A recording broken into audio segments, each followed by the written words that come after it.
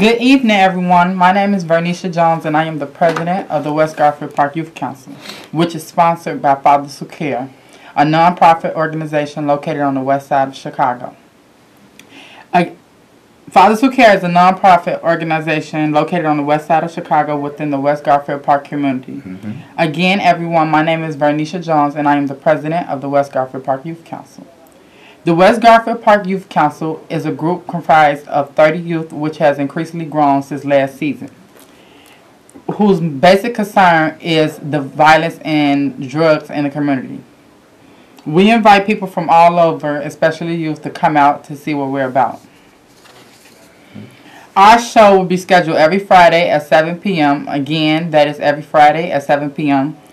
We would like to encourage calls from people all over watching to leave questions and comments at 312-738-1060. Again, that is 312-738-1060. Also, you can view us online at www.cantv.org/live. Again, that is www.cantv.org/live. Well, everyone, I know you noticed a young man sitting on the side of me. That's me. Instead of me introducing him, I will let him introduce himself. Well, thank you so much, Vernisha, for the opportunity to be on the show with you today. I count it all joy to be able to continue to be working with you guys, or to allow you guys, or you guys to allow me to continue to work with you. Again, my name is Walter Jones, Reverend Walter Jones. I'm the executive director of Fathers Who Care. I've been working with young people. I remember it has to be at least 30 years, 25 to 30 years. I call it all joy. I really love working with the young folks because young folks are innocent. I think they really desire to be the best that they can be. They just need an opportunity. So not only am I the executive director of Fathers Who Care, a not-for-profit organization, but the director of the West Garfield Park Community Stakeholders, which is an entity of individuals that come together on the west side of community to bridge the gap with 12 sector partners all around us. So any group that's in the community, that's actively involved in the community, we're currently working with that group in order to make sure that we're doing the work that we have to do to empower that community. And also, I like to say that I take great joy in working with the West Garfield Park Youth Council. I think you guys are just a magnificent group of young people with your own mind, your own spirit, and that are really making a difference in the West Garfield Park. And not only just West Garfield Park, but in the city of Chicago. So I want to thank you young folks for the work that you're doing, and thank you again for allowing me to be your guest this evening. Well, thank you, Reverend Jones, for being a guest on tonight's show. Again, my name is Vernisha Jones, and I am the president of the West Garfield Park Youth Council.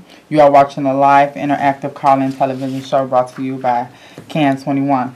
During the next 25 minutes, we are going to discuss the topic of how can we together work to promote a safe and drug-free community. Again, that is, how can we work together to promote a safe and drug-free community. I invite our viewers watching to call in with questions and comments to 312-738-1060. Again, the number is 312-738-1060. Our phone lines are open. So today's topic is promoting a safe and drug-free community. Okay. I have a few questions for you, Reverend Jones. Okay, thank you. Thank you. I'll do my best. Okay. How can we bridge the intergenerational gap between young people and more mature people? How can we make it where young people feel comfortable talking to mature people, or mature people feel like they can, like how y'all was when y'all was younger, go to a young person and tell them what they doing is not right and stuff like that? How do you feel like we can get back to them stages of life? Well, I like the term that you use in that you said, how can we bridge this intergenerational gap between young folks and mature adults? I think that's really important that young folks and mature folks like myself have come to some kind of happy medium within themselves. That, you know, those days of old are just that, those days of old. Don't get me wrong, I think the values and the norms and things that we were about and that we were raised on, I think they still prevalent today. I just think young folks don't subscribe to that same mindset. So I think one would be wise if they would avail themselves and kind of being a little bit more in tune with what young folks think, how young folks respond, what young folks, how they talk. You know, that's why I have a tendency to write down what you guys say. Yeah. Yeah, I write down what you were saying, fleek and this and that and this and that. It ain't funny to me. I really be wanting to know because I want to be able to communicate with you, and I want to be able to be on a level where you feel comfortable talking to me. Back. Absolutely. So I think it's really important when you were talking about bridging the gap. I think it's important that first there's a level of respect. That one, respect what you bring to the table. I'm not saying that, you know, that what you bring to the table outweigh what I bring to the table, but not what I bring to the table outweigh what you bring to the table. I think if we collectively come together and bring both our thoughts and values and norms and opinions to the table, I think we can better understand each other. If we can better understand each other, then we can better communicate with each other. And in doing so, then we can relate and we can change some of the ills that are affecting young folks in the community. So I hope I answered your question. I see we already have callers coming in. Well, so there you have it. We can take the first caller. Yes. Hello. Hello. Yes, hello. Welcome. How you doing? This is Miss Griffin. I'm so happy to see you guys back on. Miss Griffin, I love you.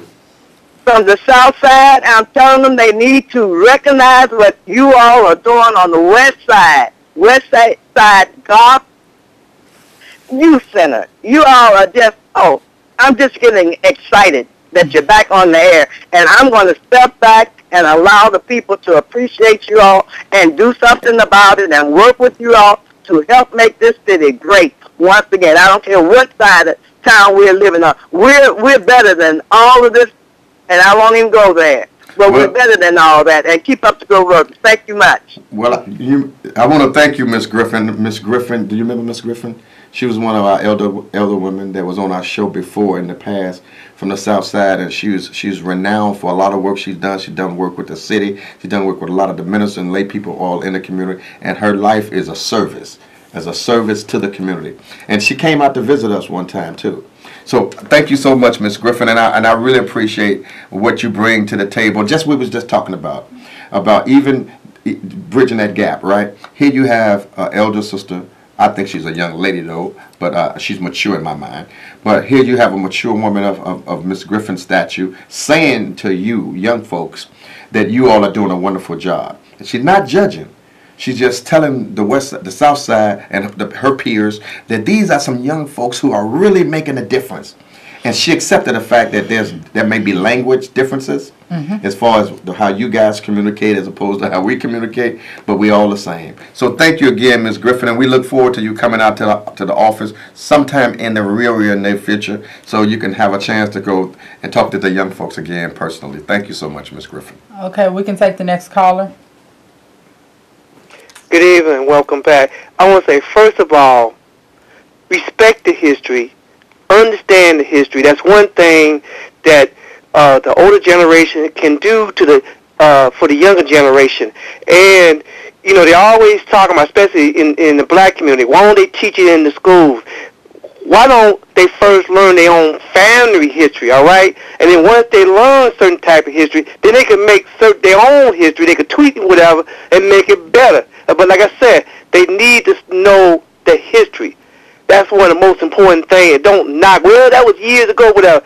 But in order how to make things better, you got to know the history. Well, I agree with you. What's your name again? Oh, just call me the simple blind country boy. No, come on, quit the joke, man. Joe. Joe, that's right. Joe, how you been, Joe? I'm okay. Hey, listen, man, I knew I had it on the tip of my tongue, but I didn't want to make no mistakes. But it's good to hear your voice again, Joe. And I think I agree with you 100%. Now, if one don't know their history, then they have a tendency to forget their history. So I agree with you 100%. Right. And I think young people... Repeat it. Right. So, and I also think young people, because they're young, they don't know some of the ills or some of the changes that history brought about and what we had to go through to do this or to do that, particularly like to vote or to be active, to go to school or to ride on the bus or to drink out of a water fountain. They don't even understand nothing about that. So I just want to make one last quick comment. If you don't understand the history, you're going to keep on making certain types of mistakes. You said that. Repeat it. You said that. If you don't know your history, you're going to repeat it. Well, and I agree with that. That's for you, all right? So I respect what you said, but I said what I felt. And and I Take felt care. that way because I think it's imperative that young people get an understanding of where your foreparents came from, all right? Where your elders came from. I Take talked care. to you a lot about, and talked to some of the young folks about Mississippi, down south, Southern values and Southern norms and how people down south live and how they say hi to each other. Hi. Literally, hi and smile. Are you hungry today? Sure, good to see you. And I mean, they really mean it. So thank you so much, Joe. And come on, keep in tune, Doc. Keep in tune. We can take the next caller.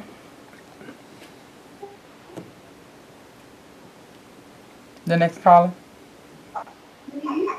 Hello. Okay, we can. Well, how I personally Hello? feel about the. We can. Hi. Hello. Well, Can you hear hello. me? Yes.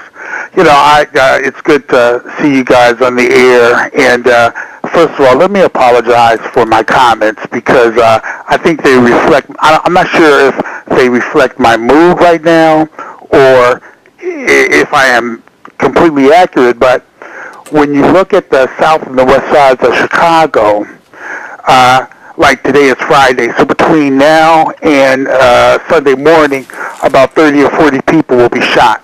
Okay, some people will be stabbed.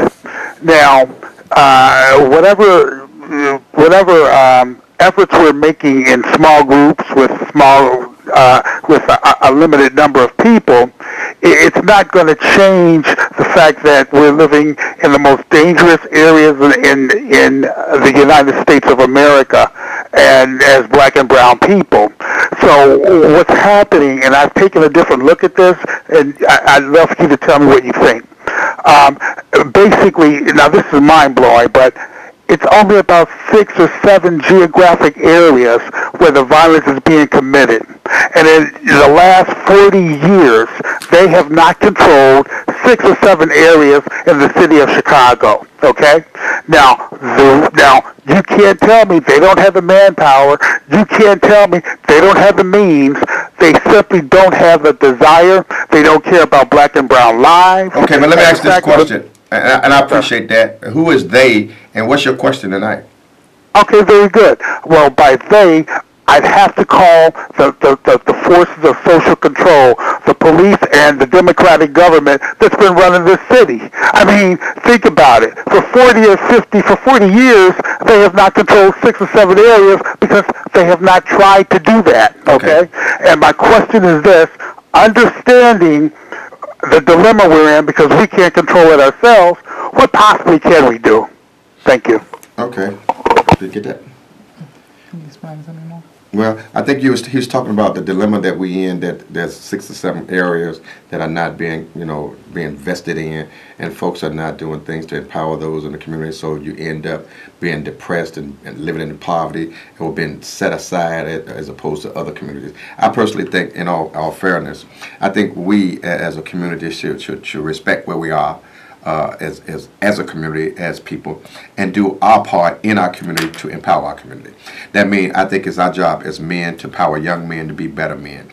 I think it's our job as men to empower and protect and cover our women, to make sure that our women don't have to go out there and be treated like indigent servants or disrespected as the way they disrespect the women. So I think we as men, we have a huge responsibility in front of us to lay some serious foundation so that our young folks, our young people that are around us are watching some positivities and watching some things that they can do, because they're only a reflection of who we are. Now, of course, I agree with you that there's some areas that have been looked over. There's some areas that are impoverished. There's some areas that I intentionally are going through what they're going through for the moment. I believe in regentrification. I believe that is alive and well. I believe that folks want certain properties, and I think everything has its season and has a course. So I personally think, just to kind of get through this thought, the thought is, if we all just come together, those of like mind, to empower our future leaders, let our future leaders understand that we're here to give them the support that they need to get to the next level. I think that we can pull some things together. I wish I had a magic wand, I really do, that I could go through these communities and just stop violence, right? I wish I could just go to certain communities and say, bam, no more killing over here, and so on. But I'm sure I can't do that. But what I can do each one can teach one. So I feel compelled to those young folks that I'm around to give them the best that I can give them, and hopefully these young people can talk to some more young folks and become peer leaders and provide that type of support to each other. That's my thought. So going back to the conversation about how we could bridge the intergenerational gap. Okay. In my personal opinion, I feel like bridging the intergenerational gap starts with mature adults understanding where youth are coming from, understanding that things are not exactly the same how it was when you guys was growing up, and understanding like stuff is totally different. Like gangs is more I don't know how to explain it. Gangs are like, it's worse than what it was. Okay. So and like so you're saying that their mindset is not the same. Yeah, it's as not the mindset. same. Like you said. So you saying they're live wires. Yeah, like when y'all was growing up, y'all say the gangbangers. When it came down to something was finna happen, somebody was finna shoot. The leaders would come around and say, "Don't do this in their park. Don't do this. Don't go tell people to go in the house." They tell people to go in the house before they do something. Now they will do it in front of kids and all that type of stuff. So I feel like it's a total no different code of conduct. Yeah, it's a total different thing now, and like. So how do you feel about that, though? I mean, you're absolutely right, and I'm just speaking. I believe, and I lived in some of that stuff. Yeah. I believe back in the day we were more into. Okay, gangs were alive then too. Yeah. But they were under certain regimes. Yeah. And so their leadership were really important. They were organized, they did what they did, but they were organized, they was disciplined, and they had a certain code of ethic. And they still have respect. Right. And respect was real with top of the list kind of stuff, yeah. whereby if you didn't do it, you get violated, right? Well, but then they all was true to, at one time, in building up their communities. Yeah. Of course, there's influx of these drugs and folks trying to hold on to these own little cliques as opposed to being organized groups of things. Now they're little cliques, all right? Yeah.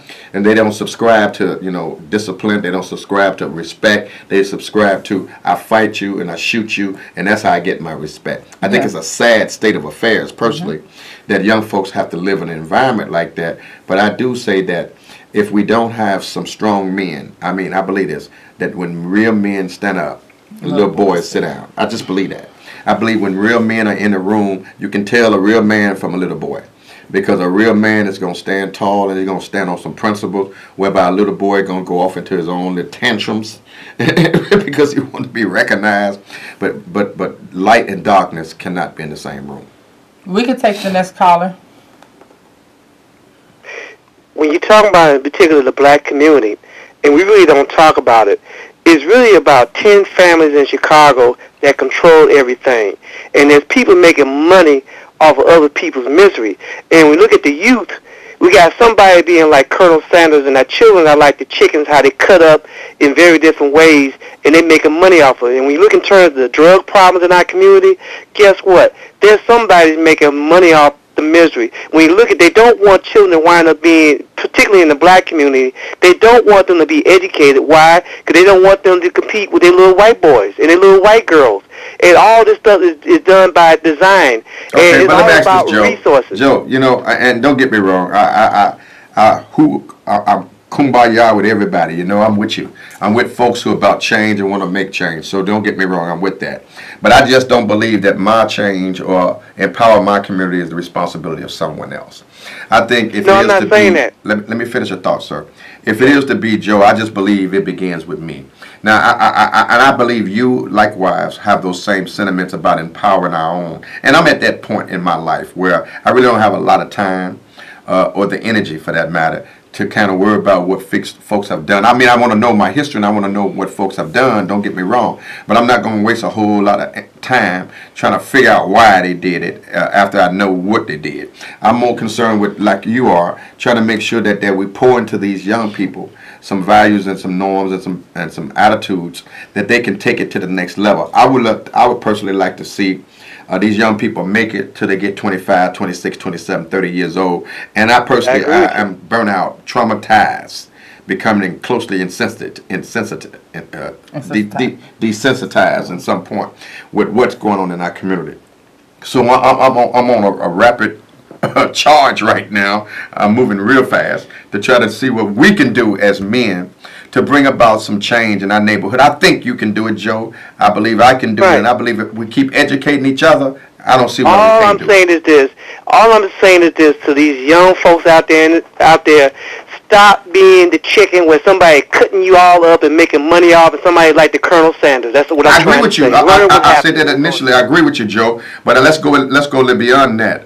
I understand we tell them not to be the chickens, but how can we tell them not to be the chicken? You're not giving them. And we ain't giving them advice or giving them education. Only thing we just doing is tell them. It's like me praying. I'll pray up a good sermon, but the young folks will say to me, "Please, no more praying. don't preach to me." Right? So, One, they got to value education because it can make a poor man to a rich man. We got people from other countries don't come here no more than a sock and a shoe, and you look around, they got about 4 or 5, 7-Eleven. We got to give them some type of hope. The But one Joe, thing can that's I education. encourage you, Joe, to come out and, as I said before, I'm saying it again to you, Joe. Come on out and I share with tried. our young people, okay? Okay, take care. Thank you so much, Joe. I really appreciate you. And don't turn that dial, Joe. Keep tuning in. I love your comments, man. Well, now we are running out of time. Would you like to tell us where young people can go to get advice, or where they can talk about what's going on in the community and voice their opinions and have people that actually listen to them in like on the west side of Why don't you Chicago? show this thing up on the headpiece? Now, this is the West Garfield Park Youth Council? Yes. The West Garfield Park Youth Council meets every what? Monday, 4:30 to 6:30, Where? 4540 West Washington. And 773-287-5821. I'd like to echo that. I believe that a good place for these young folks to go. This is the picture of them young folks when they was advocating for themselves in Springfield recently. I mean, so as opposed to going out and just saying what they can't do, these young folks had took it upon themselves with, of course, some of our community mentors and myself, and we got them together and took a couple vans, 15, 20 passenger vans or whatever those things were, they're big things. And we went to Springfield, and we had an opportunity to speak on behalf of young folks, for young folks' concerns. So I think it's important that if any young people or mature adults alike, if you like to be actively involved, we have community forums that meet every second Monday. Yes. At 6 o'clock at 4540 West Washington. That's for the whole community, young people and the mature adult coming together talking. We have those forums every second Monday at 4540 West Washington at 6 o'clock. Now the young people meet every Monday at 4:30 to 6:30 at 4540 West Washington. Where we come together and talk about the issues in the community. We also come together to just interact and like be each other's friends, talk about stuff, watch movies, play games, eat pizza, eat chicken. Like we come together and do all types of stuff. And you have structured workshops. You have structured movies when you dissect, you watch movies, and then you come back and you go over the movies and they got lessons on. Yes. And lessons out of the movie. And we have visitors that come in. So if some of you guys have some nice things you'd like to come out and share with some young folks, or bring some young folks from the south side to the west side, or vice versa, I think those are the things that we can do to create change in our community. If young folks weren't afraid of south side and south side weren't afraid of the west side, then we can get along, because it's the same side. We're the same people. I mean, we bleed together. We eat the same foods and stuff, what have you. So I think if we can communicate, I think we can get past some of these stigmas that's rapidly infesting our community. But thank you. If that helped, was that information okay? Mm-hmm. All right. We would like to thank our viewers for watching and calling in, and for any additional information, you can call our office at 773-287-5821, and you can meet us back here, same time, same day, next week. And our topic next week will be discussing positive youth leadership and development, right? Mm-hmm. And my name is Vernisha Jones, and I'm the president of the West Garfield Park Youth Council, and you are? I am a servant for social change. I am someone standing in the gap to try to empower these young folks. I want to thank Stephen over there. Your name. Oh, my name? Yeah. Again, my name is Walter Jones. Stephen, thank you. Monique, thank you. Mike, thank you. Omari, thank you. Sylvia, thank you. Barbara, thank you. This is a beautiful facility here at CAN TV, and we want to encourage you all to continue to do the good work to make sure that young folks and all of the like in the community have a voice. Our voice needs to be heard, and I want you to continue to tune in to CAN TV, Channel 21, where these young folks are making a difference in the lives of other young people. Every Friday at 7 p.m. Every Friday at 7 p.m. And so I think we have about 20 seconds. You have anything else you want to share? I think that's what it is. Is that right? I just want to thank everybody for watching us tonight, and to come back next week and watch us, and to have youth come out to our youth council and see what we're about, and to have more and more mature adults come out and to talk to us that been through stuff, that could talk to us about different situations and stuff like that. So I want to commend you on what you've been doing. You know, leaders are not just brought about, they're made, they're created, you have to put the work in order for things to happen, right? So you're learning that firsthand along with your group of young people, and I want you to continue to do the good work that you're doing. So listen, it's been fun. Again, the West Garfield Park Youth Council meets every Monday at 4:30 to 6:30 and at 4540 West Washington. See you later.